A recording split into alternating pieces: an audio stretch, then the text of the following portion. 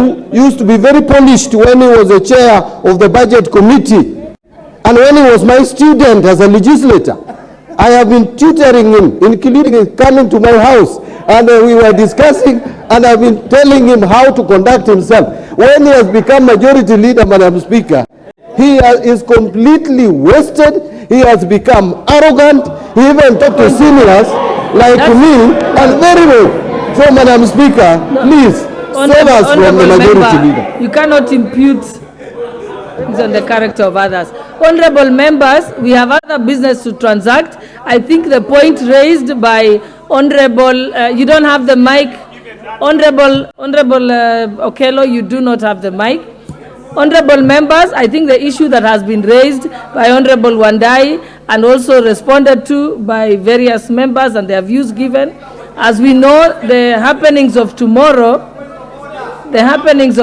of yesterday,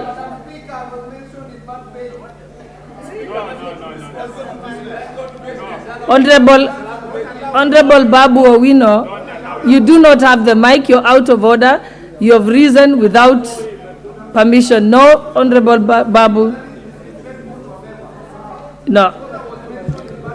For you to rise and shout from your chair is in fact disrespectful. Honorable members, like I said, we have already, this matter has been ventilated sufficiently. Everyone has given their views. Unfortunately, I'm unable to make any decision on it now because I do not have the facts. I probably will need to, I don't have the investigation of what transpired yesterday with me, so we'll defer that for communication later from the Speaker's chair. So I think now we will move back for efficiency of Parliament. We need to move back. Yes, I know that. Last time the matter is not properly before the House.